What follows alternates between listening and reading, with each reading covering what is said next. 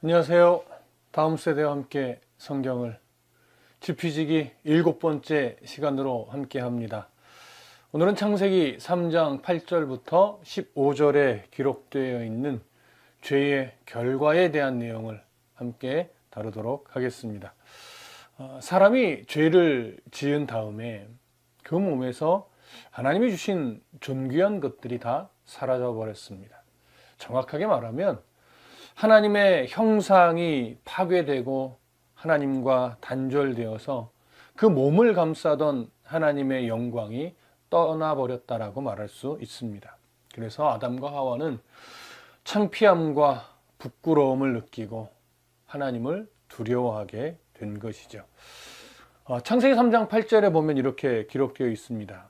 그들이 그날 바람이 불 때 동산에 거니시는 여호와 하나님의 소리를 듣고 아담과 그의 아내가 여호와 하나님의 낯을 피하여 동산 나무 사이에 숨은지라. 하나님은 하나님의 형상을 잃고 수치심과 두려움에 쌓인 아담과 하와를 찾았습니다. 하나님의 이 찾으심은 사실 어쩌다 찾아오신 그런 방문이 아닙니다. 늘 관심 있게 지켜보면서 늘 대화하고 만나시고 함께하던 그 임재의 모습이었습니다. 이전 같으면 하나님이 찾으심은 아담과 하와에게 가장 기쁜 순간이고 늘 기다리던 그런 시간이었을 것입니다. 그런데 지금 아담과 하와는 그 하나님의 임재를 알면서도 마음의 문을 닫고 숨어 버렸습니다. 여기서 숨었다라고 하는 것은 한 번 숨은 상태를 말하는 것이 아니라 계속해서 하나님을 피해 숨으려 했다라고 하는 것을 의미합니다.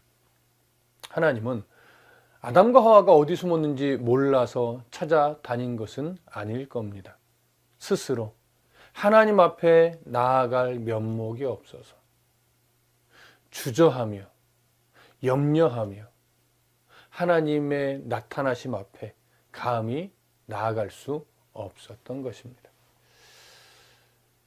사람이 하나님의 낯을 피해 숨을 수는 없습니다.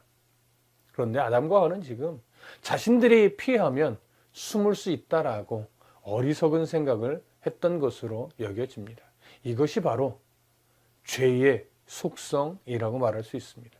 어쩌면 오늘을 살아가는 우리들 중에도 하나님의 낯을 피해 숨어 다니는 것 같은 그런 모습을 가지고 있는 분도 있을 수 있을 겁니다.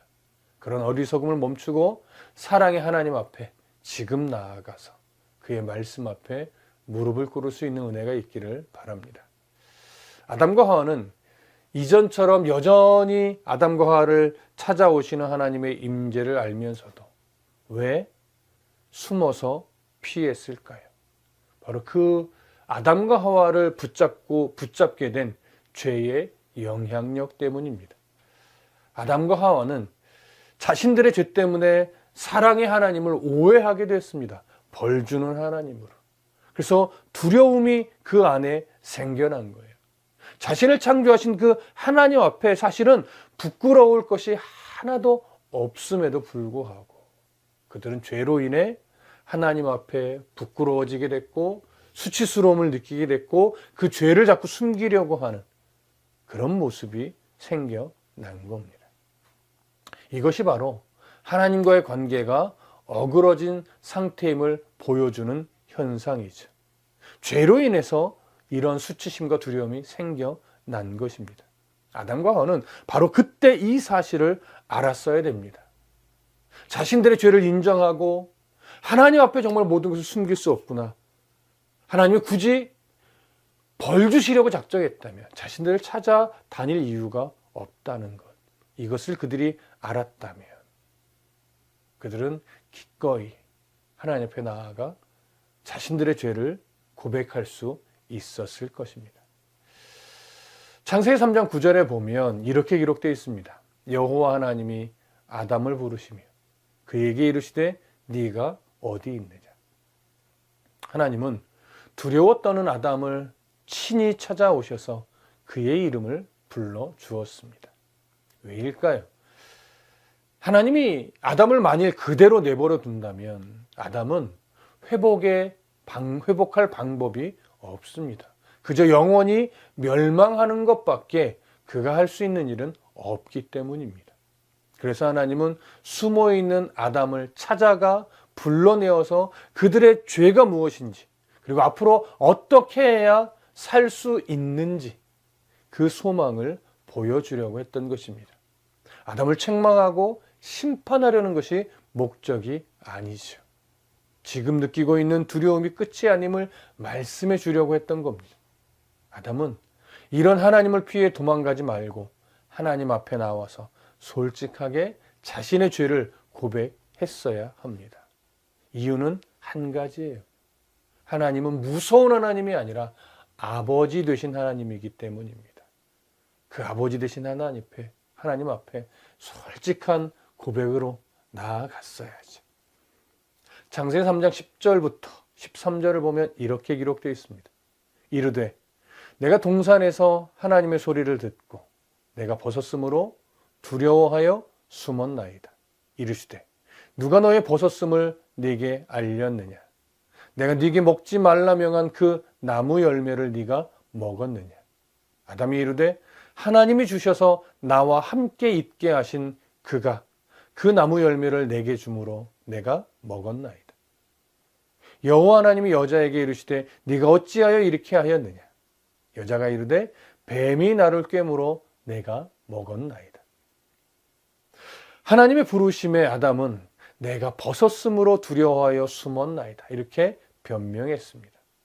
여기 벗었다로 번역된 히브리 말은 아람어의 교활하다라는 말에서 파생된 단어입니다. 아담은 선악과를 먹은 후에 마음이 간교해졌습니다.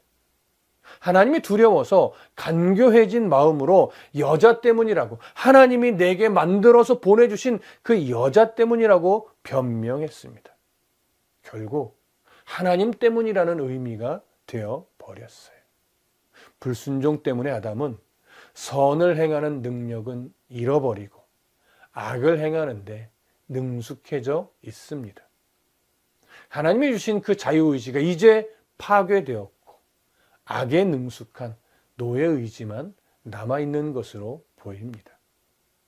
아담과 하와는 이렇듯 핵심적인 대답은 못하고 핑계만 늘어놓고 있습니다.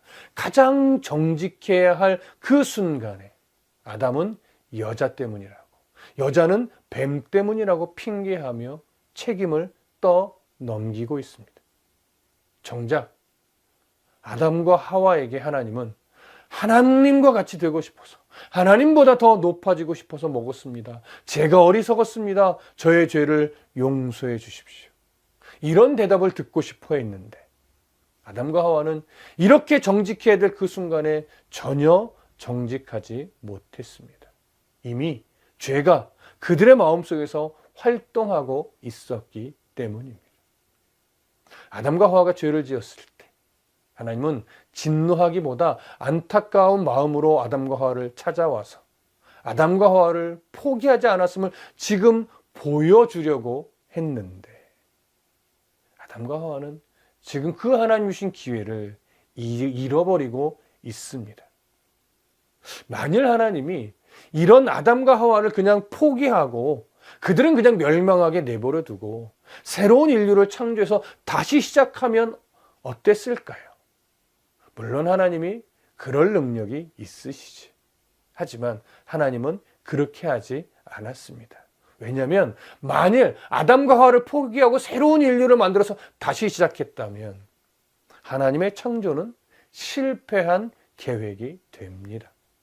종종 이단들이 하나님이 첫 번째 계획에 실패했다, 이런 식의 왜곡된 말을 하기도 하는데 하나님은 자신의 창조에 실패하신 분이 아닙니다. 만일 그렇게 된다면 우리가 불순종할 때 하나님은 언제든지 우리를 버리는 하나님이 되겠지. 하지만 우주 만물을 창조하신 전능하신 하나님은 아담과 하와를 버리시지 않습니다. 실수하고 넘어지는 우리도 버리지 않습니다. 넘어지면 넘어진 대로 계속해서 우리의 인생을 붙들고 설득하여 하나님이 원하시는 길 위에 세워놓으시고 그리고 하나님이 본래부터 작정하신 그 영원한 복을 누리게 하시는 그런 하나님입니다. 그래서 아담과 하와가 순종했어도 하나님은 그 순종한 모습으로 이끌어 갔을 것이고, 아담과 하와가 불순종했다면 그 불순종한 대로 이끌어 가겠다는 하나님의 의지가 이미 처음부터 있었기 때문에 아담과 하와의 불순종은 하나님의 실패가 아니라는 것 우리가 꼭 알고 있어야 합니다. 하나님이 아담과 하와를 인류의 대표로 창조하실 때 이미 그가 순종을 하든 불순종을 하든 그와 함께 모든 인류의 후손들은 하나님이 예비하신 최고의 복을 궁극적으로는 누리게 만드십니다. 그것을 이루시는데 우리 하나님은 실패가 없으신 하나님입니다. 그래서 아담과 하와의 불순종으로 인해서 이제 오늘날의 우리 모두는 하나님이 작정하신 그 복을 누리기 위해서 인생 가운데 하나님이 작정하신 모든 훈련을 통해 계속 성화의 과정을 거치며 하나님의 자녀다움의 옷을 입어야만 하는 겁니다. 그러므로 아담과 하와의 불순종은 창조의 실패가 아니라는 것 꼭 기억하시기 바랍니다. 창세기 3장 14절을 보면 이렇게 기록되어 있습니다. 여호와 하나님이 뱀에게 이르시되 네가 이렇게 하였으니 네가 모든 가축들과 들의 모든 짐승보다 더욱 저주를 받아 배로 다니고 살아있는 동안 흙을 먹을지니라. 하나님은 뱀과 사단에게 왜 이렇게 했느냐라고 묻지 않았습니다. 오히려 이렇게 하였으니 라고 하면서 그 자리에서 저주했습니다. 왜냐하면 뱀과 사단은 하나님에게 특별한 존재가 아니기 때문입니다. 또한 뱀과 사단은 하나님의 형상으로 만들어진 존재가 아니기 때문입니다. 또한 그들은 하나님의 상속자로서의 자격도 없기 때문입니다. 이런 것을 볼 때 우리는 하나님이 자신의 형상으로 창조하신 사람은 정말 하나님이 존귀한 자로 만드셨다라고 하는 것을 알 수 있습니다. 하나님은 뱀에게, 그러니까 사단에게 내린 저주죠. 배로 기어다니며 흙을 먹을 것이다. 이렇게 저주하셨습니다. 그러다 보니까 뱀이 원래 다리가 있었을 수도 있다. 이런 주장도 있습니다. 하지만 흙을 먹을 것이다 라고 하는 말이 오늘날에 이런 흙을 먹는 일이 없기 때문에 실제적이지 않습니다.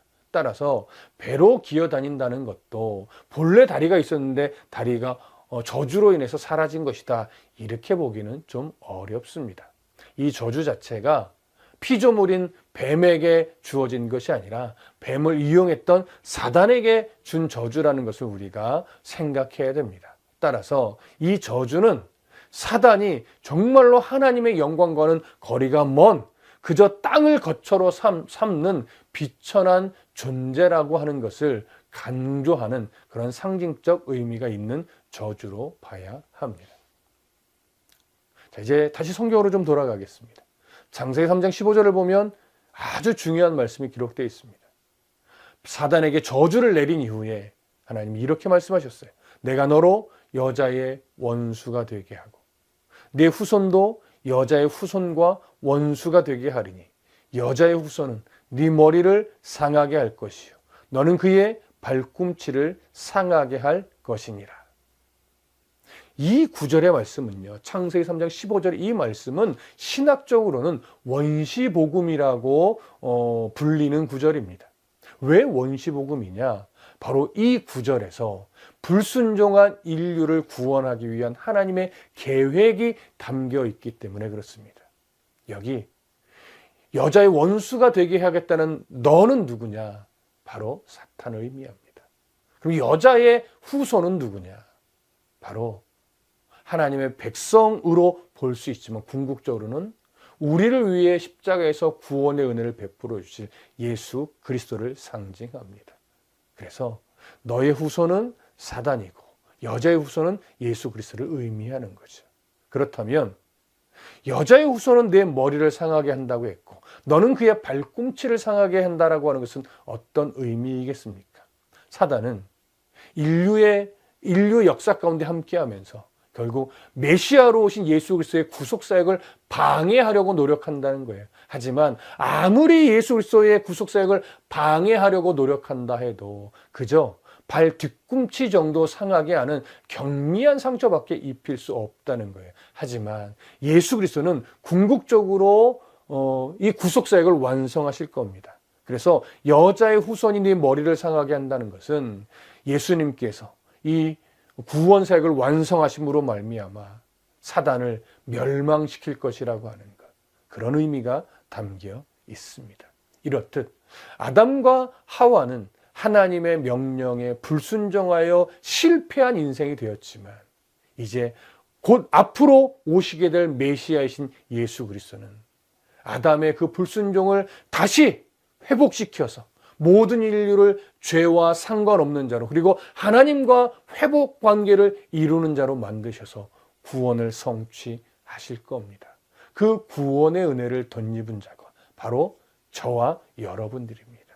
우리는 이런 존귀한 자로 구원의 백성이 되었으니 하나님의 말씀 앞에 겸손히 서서 죄의 노예가 된 채로 살아가는 인생이 아니라 이제는 말씀으로 죄를 이겨내며 하나님의 기뻐하는 삶을 살아가는 것이 마땅할 겁니다. 오늘도 이 말씀 앞에서 정말로 죄와 상관없이 말씀으로 죄를 이기는 정말 멋진 성도의 삶을 살아내 주시기를 간절히 소망하고 축복합니다. 고맙습니다.